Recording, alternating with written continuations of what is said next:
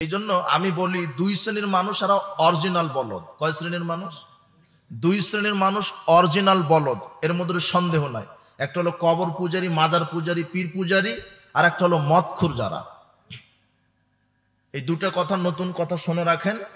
যদি পৃথিবীতে দুই শ্রেণীর মানুষ অরিজিনাল বলদ হয়, এরা মানে পীর যা বলে এরা তাই করে, ও শরীয়তে থাকুক আর না থাকুক। ও মাজারে মানত করছে, মনে করেন আব্দুল কাদের জিলানির মাজারে 10টা টাকা মানত করলো বা 500 টাকা দিল, শাহজালাল সিলেটের মাজারে দিল, আটরশির মাজারে দিল, মাছ ভান্ডারী পীরের মাজারে দিল 500টা টাকা। আচ্ছা, এরা পীর সাহেব বড় বড় পীর, ঠিক আছে, ভালো মানুষ থাকতে ছিল হয়তো বা, তো এদের নামে মাজার হলো, খানকা হলো, তো ওরা তো মারা গেছে নাকি? তো ওই যে মরা মানুষকে আপনি 500 টাকা দিলেন কেন? আচ্ছা, টাকা কি মরা মানুষের বেশি প্রয়োজন না জীবিত মানুষের? আপনি মাজারে গিলাপ জড়ালেন কেন? মাজারে কেন আগরবাতি মোমবাতি জানালেন? গিলাপটা কেন মাজারের ওপরে, কবরের ওপরে? গিলাপটা তো একটা এতিম বাচ্চার গায়ে জড়াই দিতে পারতেন। কথা বুঝেননি? কত রেল লাইনে, গাছতলাতে, ট্রেন স্টেশনে দেখবেন এতিম বাচ্চা, বিধবা, অনাথ, বৃদ্ধ বৃদ্ধা শীত কাতুরে হয়ে ঘুমাতে পারছে না, এরকম লোক চোখে পড়ে না? তো আপনি তো 500 টাকা দিয়ে কম্বল কিনে ওই গায়ের উপরে, জীবিত মানুষের গায়ের উপরে চাদরটা জড়িয়ে দেওয়া উচিত ছিল, আপনি কবরে জড়ালেন কেন? তার ওর চাইতে বলদার আছে কেউ? কথা বুঝেননি? আর যে মাজারে লোকটা মারা গেছে, ওই শত শত বছর পূর্বে কত বড় পীর ছিল না কি ছিল, মারা গেছে লোকটা, কবরে মরে হাড়হাড্ডি পড়ে আছে, আর আব্দুল কাদের জিলানী বাংলাদেশে আসেনি, তার নামে কত ভুয়া খবর আছে। এর বলদের ওপরে বলদেরা। কথা বুঝেছেন? তাহলে যে 500 টাকা দিলেন মাজারে, তো 500 টাকা খেলো কে? এটা তো এরা চিন্তা করেনি কোনোদিন। আপনি যে মাজারে একটা গরু মানত করলেন, খাসি মানত করলেন, দিলেন তো মরা পীরকে, কিন্তু খেলো কে? কথা বুঝেননি মনে হয়? আপনি 500 টাকা দিলেন আব্দুল কাদের জিলানীকে খুশি করার জন্য, কিন্তু ওই টাকা খেলো কে? এটা তো একটু চিন্তা করা দরকার। তার মানে আমরা চিন্তা করে দেখেছি যে বাংলাদেশে বড় বড় গাঁজা ফ্যাক্টরিতে যত গাঁজা আছে, এই পীরের দরবার শরীফে তার চাইতে বেশি গাঁজা পাওয়া যায়। আপনি ওখানে টাকা দিলেন মানে ওদেরকে গাঁজা খাওয়ার ব্যবস্থা করে দিলেন আপনি। এর হলো একটা বলদ। আর একটা বলদ কারা? যারা যে বিড়ি সিগারেট জর্দা গুল খায়, এরা হলো আর একটা বলদ। অরিজিনাল বলদ, ডুপ্লিকেট না। কেমন করে বলদ এরা? বারবার এই কথা চলে আসছে, খারাপ লাগছে আমাকে, কিন্তু বোঝাতে গিয়ে বলা লাগছে। এর পূর্বে এই কথা বলিনি কোনোদিন, তবে আজকে ঘটনাটা আমি পেলাম যে আসলেই তো এরা এরকম শ্রেণী। কেন? আশ্চর্য, পৃথিবীতে একটা খাবার যার নাম মাদক, আশ্চর্য একটা ভিআইপি খাবার যার নাম একটা মাদক। আপনি বাচ্চাকে কি ল্যাকটোজেন খাওয়ায় নাকি? ড্যানো, দুধের তৈরি করা এগুলা নাকি? হ্যাঁ, এগুলা। এখন ওই যে ল্যাকটোজেন কিনতে গেছেন, ল্যাকটোজেনের প্যাকেটের গায়ে লেখা আছে ল্যাকটোজেন পান করলে ক্যান্সার হবে। তারপরে কি আর বললে তুমি? ড্যানো, এই নেসলা, এটা খেলে ক্যান্সারের কারণ।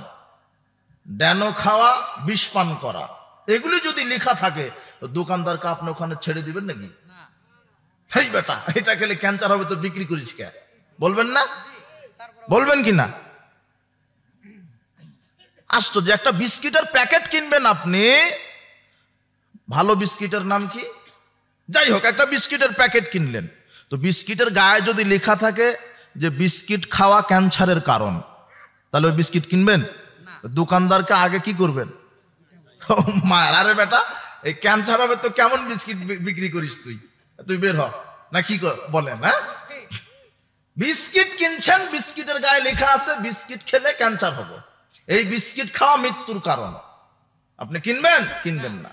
কিন্তু এক শ্রেণীর বলদ আছে, লেখা থাকে গায়ে যে ধূমপান বিষ পান, ধূমপান ক্যান্সারের কারণ, তারপরেও খায়। এদেরকে আমি কি বলবো বলেন তো? কথা বুঝেছেন কিছু? আর ওই যে উস্তাদ মনে একটা উদাহরণ দিয়ে গেছে, দেখি ওই যে তামাকের উদাহরণ দিয়ে গেছে না? আমরা মাঝে মাঝে, এই গতকালকে রংপুর গেছিলাম, এই আমার ড্রাইভার কোথায়, ও বলছে যে এগুলা কি, এগুলা রংপুর গেছি, লালমনিরহাট, একর জমিতে তামাক চাষ হয়ে আছে, একর জমি। এখানে বক্তব্য দিচ্ছে আর ওখানে তামাক পাতা। চাষ, মানে জমির ধারে আমি বক্তব্য দিচ্ছি। আমি ওদেরকে বলছি আজকে তওবা করবেন, আগামীকাল থেকে ভিক্ষা করে খেতে রাজি থাকেন, তাও তামাক চাষ করবেন না। এই কথা ওখানে গতকাল বলে এসেছি।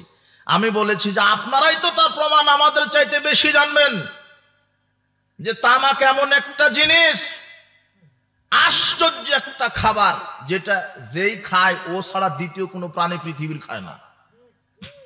আচ্ছা, আমি এক গ্লাস দুধ খাই, ওটা কিন্তু বিড়ালেও খাই, দুধ খায় না? আমি ডিম খাই, বিড়ালেও খাই। আমি একটা রুটি খাই, কুকুরেও খাই। আমি একটা মাছ খাই, কুকুরেও মাছ খাই। কিন্তু আমি যেটা খাই সেটা আমি ছাড়া দ্বিতীয় কোনো প্রাণী খায় না। সেটা কি খাবার? ওই যে মাদক, এই তামাক পাতাটা, ওটা থেকেই জর্দা তৈরি হয়, বিড়ির মশলা, সিগারেটের মশলা। এই হারামখোররা আবার ফু ছাড়ে দিয়ে তাকায় থাকে, ফু গেল কদ্দুর, মনে করে যে আমি কি হলাম রে। হ্যাঁ, অথচ যেটা খাচ্ছে সেটা কুকুরে খাবে না। তামাক যেখানে চাষ হচ্ছে, তামাক যেখানে চাষ হয়, ওটাই আবার নকল করি উস্তাদের কথা। শামসুর রহমান আজাদী সাহেব বলে গেলেন যে ওখানে কি, আমরা তো রাজশাহীর মানুষ না, যে নাটোর রাজশাহীর মানুষ, পটল বেগুন চাষ করেন, আমরা নেট দিয়ে বেড়া দিই বা বাঁশ দিয়ে ঘেরাও দিই, কেন? গরু ছাগলে যাতে না খায়। কিন্তু ভাই, যারা তামাক চাষ করে এরা কিন্তু বেড়া দেয় না।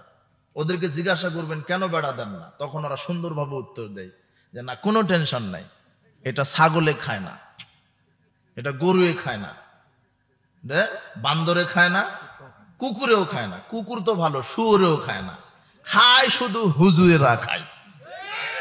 আর বলে মকরুহ। আর কি বলে? মকরুহ। এদের তো লজ্জা শরম থাকা দরকার। এগুলি বক্তব্য শুনে আবার আমাদেরকে গালি দেয়, মানে বুঝলাম যে গালি দেয় হারামখোররাই গালি দেয় আমাদের। মুসল্লি বাদ দেন, হুজুরে খায়। আর হুজুর খায় বলে ফতুয়া হালকা হয়ে গেছে, হুজুরি মারে আমরাও মেরে দিই। কথা বুঝেননি? এই যে খাবার আপনি খান, যেটা কেউ খায় না, একটা অশ্লীল, একটা অপবিত্র খাবার, বিড়ি, সিগারেট, জর্দা, গুল, ইয়াবা। আর আজকে যত মাদকবাজি, টেন্ডারবাজি আগের চাইতে বেশি হয়েছে।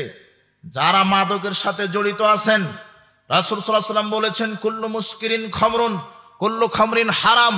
প্রত্যেক নেশাদার দ্রব্য মদ, প্রত্যেক মদ হচ্ছে হারাম। রাসূল সাল্লাল্লাহু আলাইহি ওয়াসাল্লাম বলছেন মান শারাবাল খামরা, যে ব্যক্তি মাদক সেবন করবে, লাম ইয়াদাল্লাহু আনহু আরবাইনা লাইলা, আল্লাহ সুবহানাহু ওয়া তাআলা তার উপরে 40 দিন রাজি খুশি থাকবেন না। লা তুকবালু লাহু, তার সালাত 40 দিন কবুল হবে না, তার কোনো আমল 40 দিন কবুল হবে না। আর একমাত্র ভিআইপি পারসন রাসূল সাল্লাল্লাহু আলাইহি ওয়াসাল্লাম 40টা করে জুতার পিটা দিতে বলেছেন, সেটা হলো মদখোরদেরকে। অন্য কোন চুরি করলে তার হাত কাটার বিধান আছে বা বিভিন্ন শাস্তি আছে, অন্য জেলের ব্যাপার আছে। কিন্তু ভিআইপি কিছু পারসন আছে, রাসূল সাল্লাল্লাহু আলাইহি ওয়াসাল্লাম বলেছেন যে এদেরকে 40টা করে জুতা পিটা করো, সেটা হলো মদখোর। কথা বুঝেননি মনে হয়? বা বাংলাদেশে যদি এই কি থাকতো, বাংলাদেশে যদি ইসলামী রাষ্ট্র থাকতো, সংসদে যদি কোরআন হাদিস থাকতো, তাহলে যত এই যে ইয়াবাখুর, বিড়িখুর, জর্দাখুর, সিগারেটখুর, গুলখুর, হারামখুর যারা আছে, এদেরকে অ্যাপেক্স কোম্পানির জুতা দিয়ে 40টা করে পিটা দেওয়া লাগতো। কিন্তু নাই বলে এরা কি করে, খায়। কি করবেন এখন? আর এদের যে এত অত্যাচার, আপনি বাসের সিটে বসতে পারবেন না ওর জন্য। আপনি যে চায়ের দোকানে যাবেন, এক কাপ চা খাবেন, ওর অত্যাচার আপনার ওখানে দামই নাই আপনার। কথা বুঝেননি মনে হয়? বলবেন কি করে? আর সমাজে যার যত বেতন বেশি, তার গাঁজার পাওয়ারও তত বেশি। আপনার এই নাটোরের সর্বোচ্চ যে ভ্যান চালিয়ে খায়, সে আকিস কোম্পানির বিড়ি খায়। আর যে বেতন পায় বেশি, 30, 40, 50 হাজার, ও কি খায়? ব্যঞ্জন, সুইচ, তাই না? কথা বুঝেননি মনে হয়? আর যে লক্ষ লক্ষ টাকা দুর্নীতি করে, ও বলছে বাংলা না হয় ইংরেজি। কথা বুঝেননি? তার মানে আপনাকে কি দিয়ে বুঝাবো? লজ্জা শরম হওয়া দরকার তো ছিল। তো আমি ওইটা অনেক ভাষা ওটা বলা হয়ে গেল, ভাষা কন্ট্রোল করি, একটু খারাপও লাগছে। কিন্তু আমি আসলে গবেষণা করে দেখলাম 2 শ্রেণীর লোক আর অরিজিনাল কি বলদ, তার এই দুইটা। সাবধান। আল্লাহ সুবহানাহু ওয়া তাআলা বলছেন তুমি নিজে জাহান্নামের আগুন থেকে বাঁচো, পরিবারকে আগুন থেকে বাঁচাও, তাহলে শিরক মুক্ত ঈমান লাগবে জাহান্নাম থেকে বাঁচতে। এরপরে লাগবে আমল, 5 ওয়াক্ত সালাত, রমাদানের সিয়াম, কোরআন তেলাওয়াত, পর্দায় থাকা। আব্দুল্লাহ ইবনে ওমর রাদিয়াল্লাহু আনহু বলছেন, রাসূল সাল্লাল্লাহু আলাইহি ওয়াসাল্লাম বলেছেন, আলা কুল্লুকুম রাইন ওয়া কুল্লুকুম মাসউলুন আন রায়াতিহি। শোনো, প্রত্যেকেই দায়িত্বশীল, প্রত্যেককে তার দায়িত্ব সম্পর্কে আল্লাহ জিজ্ঞাসা করবেন। ফাল ইমাম আল্লাযী আলান নাসির আইন, দেশের যিনি শাসক তিনি দেশের সব জনগণের উপরে দায়িত্বশীল। আল্লাহ তাকে বিচার মাঠে তার দায়িত্ব সম্পর্কে জিজ্ঞাসা করবেন। আর রাজুলু রাইন আলা আহলি বাইতি, রাসূল সাল্লাল্লাহু আলাইহি ওয়াসাল্লাম বলছেন, একজন পুরুষ তার পরিবারের উপরে দায়িত্বশীল। তার ছেলে মেয়ে, তার স্ত্রী, তার পরিবারকে কোরআন সুন্নাহ দিয়ে চালাতে হবে, এটা তার দায়িত্ব। না চালালে আল্লাহ বিচার মাঠে তাকে ধরবেন, তাকে জবাব দিতে হবে। ওয়াল মারআতু রায়াতুন আলা আহলি বাইতি ওয়া জাওজিহা ওয়া ওয়ালাদিহি। এরপর আল্লাহর নবী বলছেন, নারীরাও পরিবারের কর্ত্রী, তারাও দায়িত্বশীল তার স্বামীর উপরে, তার বাচ্চাদের উপরে, তার সন্তানের উপরে, তার পরিবারের উপরে, তার বাড়ির উপরে, তার স্বামীর উপরে একজন স্ত্রী দায়িত্বশীল। স্ত্রীকেও দায়িত্ব পালন করতে হবে। সাওবান রাদিয়াল্লাহু আনহু বলছেন, রাসূল সাল্লাল্লাহু আলাইহি ওয়াসাল্লামকে আমরা বললাম, লাউ আলিমনা আইয়ুল মালে খায়রুন ফানাত্তাখিযাহু, আমরা যদি জানতাম কোন সম্পদ শ্রেষ্ঠ উত্তম, তাহলে আমরা জমা করে রাখতাম। রাসূল সাল্লাল্লাহু আলাইহি ওয়াসাল্লাম বললেন, শোনো আমি বলে দিই, আফদালুহু লিসানুন জাকির, শ্রেষ্ঠ সম্পদ হচ্ছে ওই জিহ্বা যেই জিহ্বা আল্লাহর জিকির করে। শ্রেষ্ঠ সম্পদ ওই জিহ্বা যেই জিহ্বা আল্লাহর জিকির করে, কি সুবহানাল্লাহ বলে, আলহামদুলিল্লাহ বলে, লা ইলাহা ইল্লাল্লাহ বলে, আল্লাহু আকবার বলে, সুবহানাল্লাহি ওয়া বিহামদিহি সুবহানাল্লাহিল আযীম। এইভাবে যে জিহ্বা জিকির করে, এই জিহ্বা শ্রেষ্ঠ জিহ্বা। এরপর আল্লাহর নবী বলছেন, কলবুন শাকির, ওই অন্তর যে অন্তর আল্লাহর শুকরিয়া আদায় করে। এক গ্লাস পানি পান করার আল্লাহর দেওয়া ছায়া পেয়ে বলে আলহামদুলিল্লাহ, দুনিয়াতে নেয়ামত পেয়ে বলে আলহামদুলিল্লাহ। সে কথা বলতে পারে, হাঁটা চলা করতে পারে, হাত পা দিয়ে কাজ করে খেতে পারে, তার বুদ্ধি সুন্দর, এই জন্য সে বলে আলহামদুলিল্লাহ। যে নেয়ামতের শুকরিয়া আদায় করবে যে অন্তর, সেই অন্তর শ্রেষ্ঠ অন্তর। এরপর আল্লাহর নবী বলছেন, ও জাওজাতুন মুমিনাতুন তুইনহু আলা ঈমানিহি, ওই স্ত্রী উত্তম সম্পদ যে স্ত্রী তার স্বামীকে ঈমানের কাজে সহযোগিতা করে। আল্লাহর নবী বলছেন, ইন্নাদ দুনিয়া কুল্লাহা মাতাউন, সারা পৃথিবী সম্পদ, সারা পৃথিবী সম্পদ, আকাশের নিচে, জমিনের উপরে, এর মধ্যে যা কিছু দেখছেন, সোনারৌপ্য মুক্তা মাণিক্য যা আছে, যত কিছু দেখছেন সবই সম্পদ। খৈরুল মাতাই দুনিয়াল মারাতুস সলেহা, এর মধ্যে সবচেয়ে দামি সম্পদ সতী সাধবী স্ত্রী, সবচেয়ে দামি সম্পদ। আল্লাহর নবী বলছেন যে আরবা মিনাস সাআদা, 4টা জিনিস সৌভাগ্যের প্রতীক। কয়টা? 4টা জিনিস। 4টা জিনিস যার জীবনে সুন্দর, তার জীবন হলো সুন্দর। 1, আল মারাতুস সলেহা, স্ত্রী সুন্দর, মানে চরিত্রের দিকে সুন্দর, সতী সাধবী স্ত্রী। যার স্ত্রী দাজ্জাল মার্কা, সে বুঝতে পারছে যে ঘটনা কি। ওকে গরম পানি চাইলে বলে ঠান্ডা পানি খাও, বামে বললে ডানে। সময় থাকলে একটু স্বামীর খেদমত এবং স্ত্রীর খেদমত সম্পর্কে কয়েক মিনিট, সময় তো শেষ, তো একটু ধৈর্য ধরেন, আমি বলছি। সৌভাগ্যের প্রতীক কয়টা? 4টে। তার 1, ভালো স্ত্রী, সতী সাধবী স্ত্রী, নেক স্ত্রী, নেককার স্ত্রী। 2, আল জারুস সালেহ, সৎ প্রতিবেশী, ভালো প্রতিবেশী। 3, ওয়াল মাসকানুল ওয়াসিউ, প্রশস্ত বাড়ি, চটছালা দিয়ে ঘিরা থাক, কিন্তু একটু প্রশস্ত, যাতে মেহমান গেলে পর্দার কোনো লঙ্ঘন না হয়, থাকার যেন কোনো অসুবিধা না হয়। কথা বুঝেন নিব না? প্রশস্ত সুন্দর বাড়ি, চটছালা দিয়ে ঘিরেন, কোনো সমস্যা নেই। আমরা অনেক জায়গাতে দেখি 5তলা বিল্ডিং, রান্নাঘর রাস্তার পাশে। কথা বুঝেন নিব না? বিল্ডিং করেছে 2তলা, রান্নাঘর রাস্তার পাশে।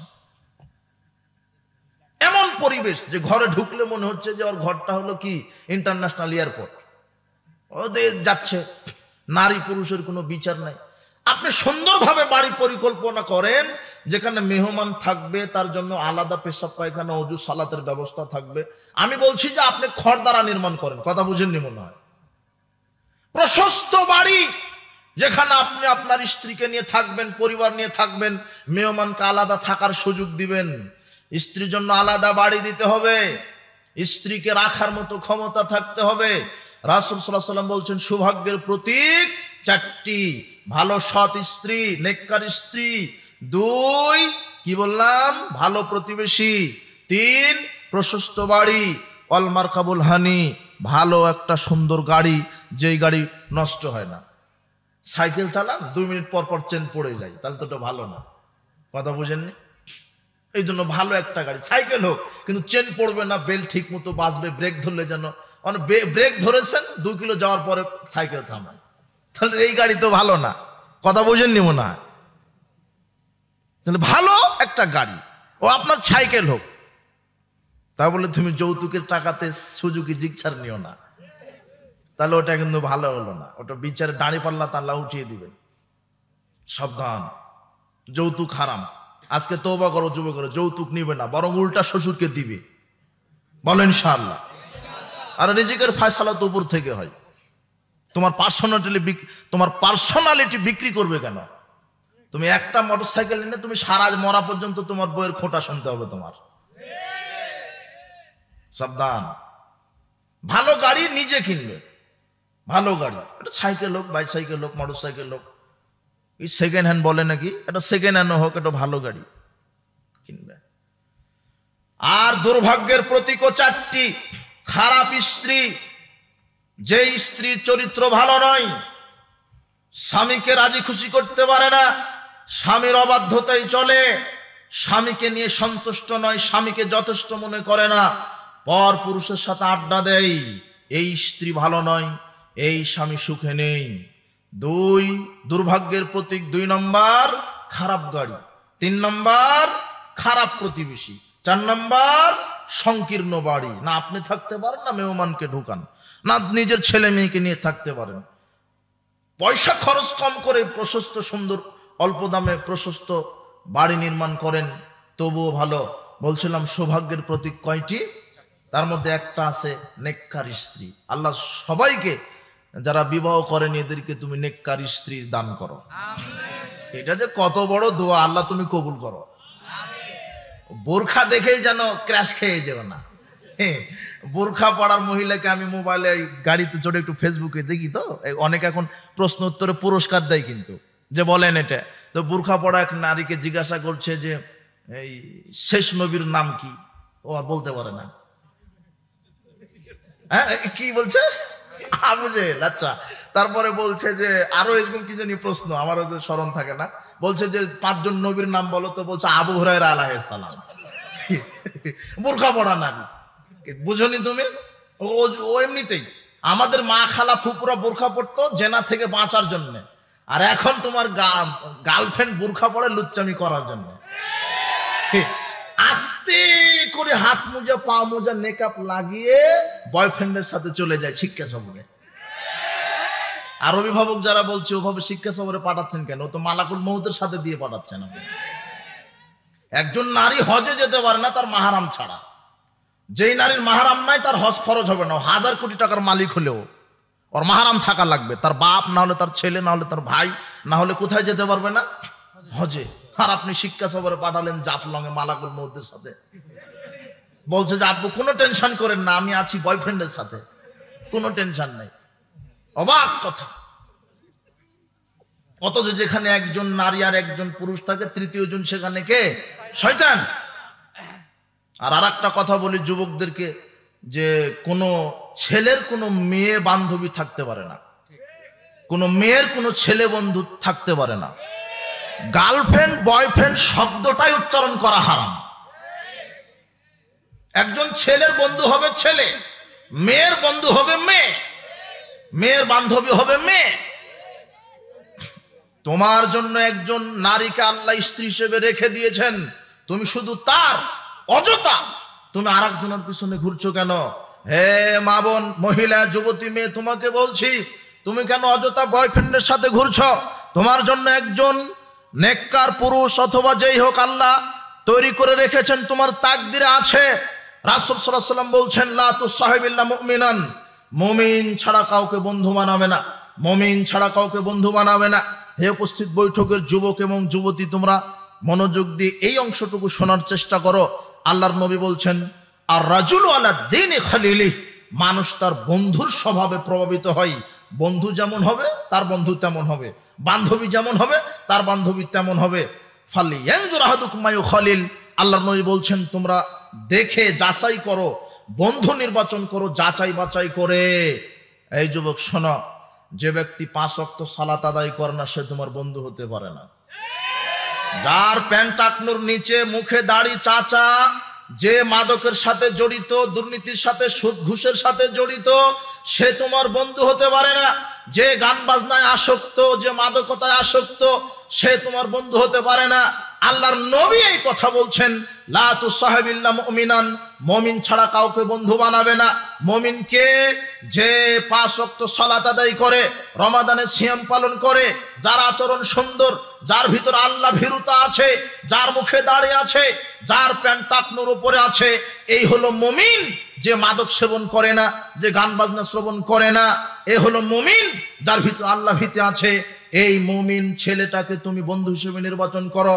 হে উপস্থিত বৈঠকের যুবতীগণ, তোমাকে বলছি তুমি তাকেই বান্ধবী হিসেবে নির্বাচন করো যে শালীন পোশাক পরে, কোনোদিন রাস্তাঘাটে বাজারে ল্যাংটা হয়ে চলে না, বাজারে বাহিরে ঘোরাফেরা করে না, যে 5 ওয়াক্ত সালাত আদায় করে, যে গান বাজনায় আসক্ত না, যে কোনো বয়ফ্রেন্ড পুরুষের সাথে ঘুরে না, এমন মহিলাকে, এমন মেয়েকে তুমি বান্ধবী হিসেবে গ্রহণ করো। এমন বন্ধু যে 5 ওয়াক্ত সালাত আদায় করে, যে রমাদানের সিয়াম পালন করে, যার ভিতরে তাকওয়া আছে, যে আল্লাহকে মেনে চলে, রাসূল সাল্লাল্লাহু আলাইহি ওয়াসাল্লামের আদর্শ মতো চলে, এমনকে তুমি বন্ধু বান্ধবী নির্বাচন করো। তাহলে কি হবে? আল্লাহ বলছেন ইয়াউমা ইয়াফিরুল মারউ মিন আখি, বিচার মাঠে মানুষ পালাবে তার মায়ের পেটের ভাইকে দেখে পালিয়ে যাবে। আপনি আপনার আপন ভাইকে দেখে কি করবেন? পালিয়ে যাবে, পালিয়ে যাবেন, আপন ভাইকে দেখে পালাবে।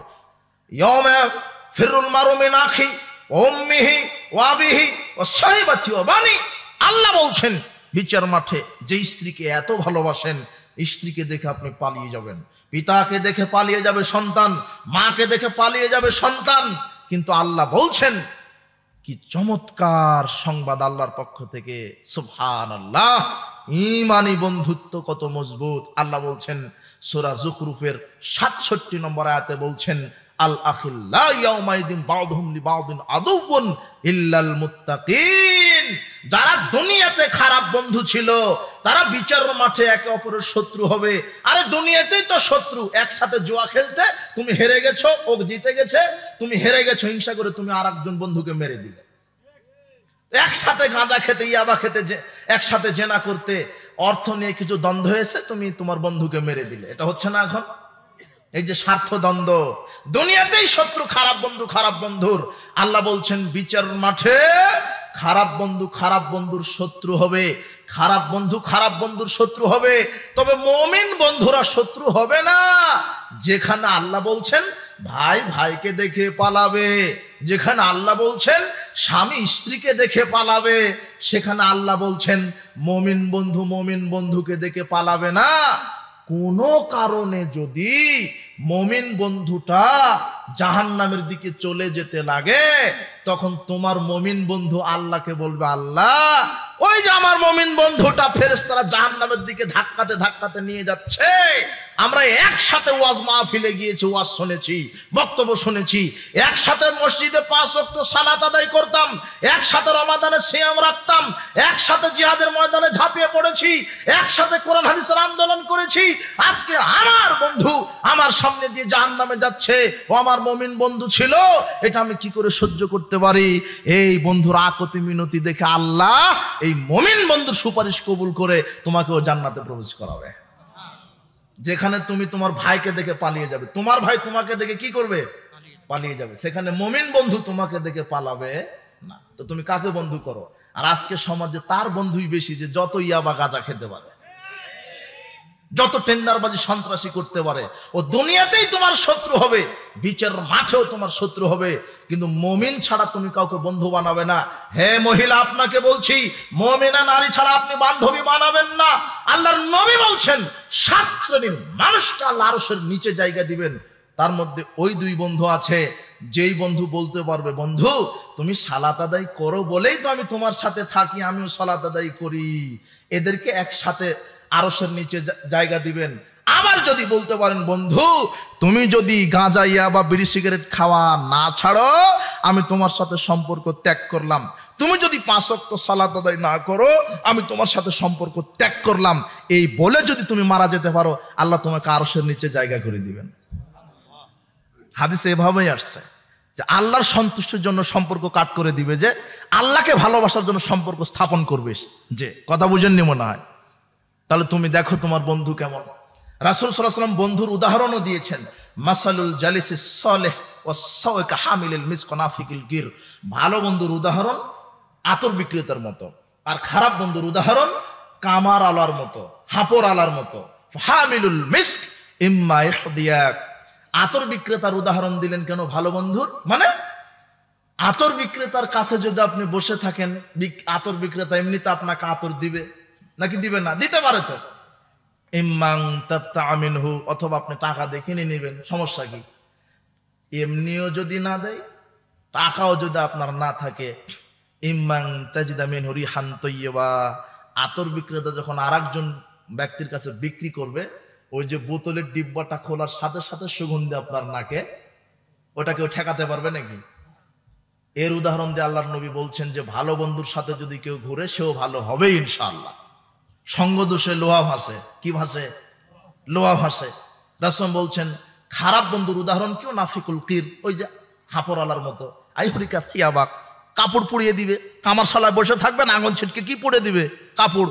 কাপড় যদি নাও পুড়ে, ইম্মাং তাজিদা মিনহু রিহান খাবিসা, অন্তত ধোঁয়া লাগবে আপনার। এই জন্য সঙ্গ দোষে লোহা ভাসে। খারাপ বন্ধুর সাথে থাকলে খারাপ হবেই। লোহা পানিতে ফেলে দেন, লোহা ডুবে যাবে। কাঠের সাথে লাগিয়ে দেন, কাঠ তো ভাসবে ভাসবে, লোহাকেও ভাসাবে। এই যুবক, অভিভাবকদেরকে বলছি শোনেন, আপনার ছেলে কার সাথে ঘুরে লক্ষ্য করেন। আপনার ছেলে যদি বেনামাজির সাথে ঘুরে, আপনার ছেলে বেনামাজি হবে। আপনার ছেলে যদি মদখোরের সাথে ঘুরে, তাহলে ও তো মদ খাবে খাবে, আপনার ছেলেকেও 2 পুরা গাঁজা খাইয়ে দিবে। এটা আল্লাহর নবী এরকমই ভাব অংশ হচ্ছে মনে হয়, তাই না? এটাই তো হচ্ছে। মাদকের সাথে ঘুরলে মদ খাচ্ছে সালাম। এই জন্য যুবকেরা তোমরা আলেম ওলামাদের সহবতে থাকবে, জামাতবদ্ধ ভাবে থাকবে। যারা খারাপ বন্ধু এদের সাথে ঘুরবে না, এই মুমিন বন্ধুদের সাথে সম্পর্ক রাখো, আল্লাহ তোমাদেরকে কবুল করুন। আর আমরা এতে বিশ্বাসী, বাংলাদেশে ইসলামের আলো, ইসলামের পতাকা উড্ডীন করতে পারে এদেশের যুব সমাজ ইনশাআল্লাহ।